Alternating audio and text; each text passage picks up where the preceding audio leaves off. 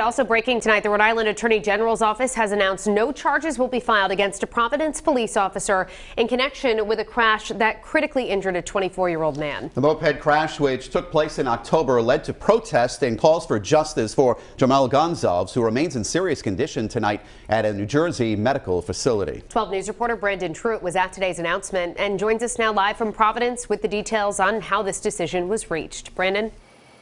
Well, Mike and Shannon, remember the Attorney General was brought in to perform an independent investigation. Now, the AG says he didn't want to hand this over to a grand jury because at the end he wanted to make all the evidence public, to publish a report, and today that is exactly what we got.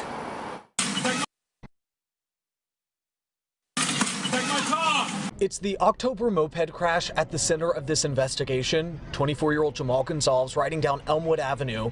Video showing him followed by police. Gonzalez turns right, the officer follows. A moment of impact is out of frame. All right, good afternoon. On Thursday, Attorney General Peter Neronha announcing his findings. No charges for the officer involved, saying the evidence collected proves the officer neither hit Gonzalez nor committed any crimes. I put the scientific evidence up here. I put the video evidence up here because that is what this conclusion is based on.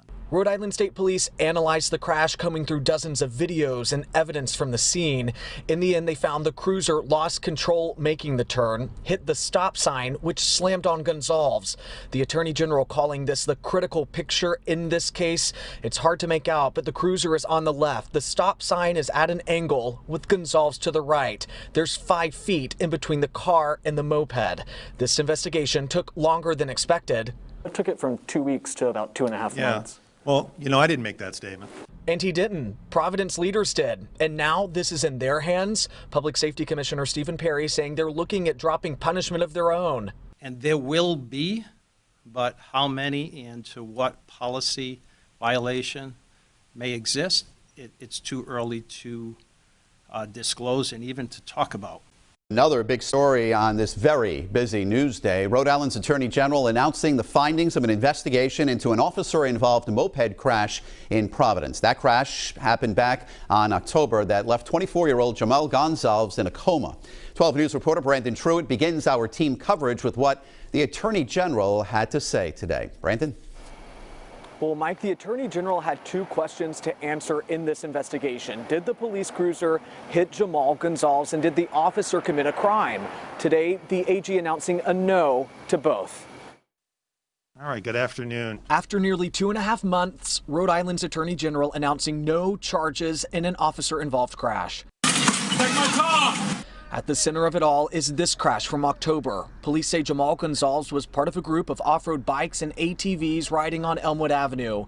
Witness video used in the investigation shows him followed by Providence police. Gonzalez turns right, the officer follows, the crash happening off-frame.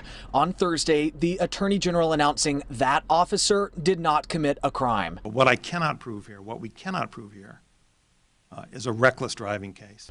Rhode Island State Police reconstructed the crash, looking at the cruiser, the scooter, Gonzalez's helmet and clothing, as well as body camera footage from several officers. I put the scientific evidence up here. I put the video evidence up here because that is what this conclusion is based on. The Attorney General's report makes public for the first time statements from Officer Kyle Andres, the officer behind the wheel of the cruiser in question. Andres is quoted as saying that he was following Gonzalez and made a split-second decision to turn with him. When he realized he had overshot the turn, he, quote, hit his brakes right away. In the days following the crash, there were protests and riots, people claiming Gonzalez was hit and on purpose. The Attorney General stating plainly, that's just not the case. And frankly, there's no evidence to build an even more challenging case that Officer Andres intended to cause harm here. The evidence just does not support that.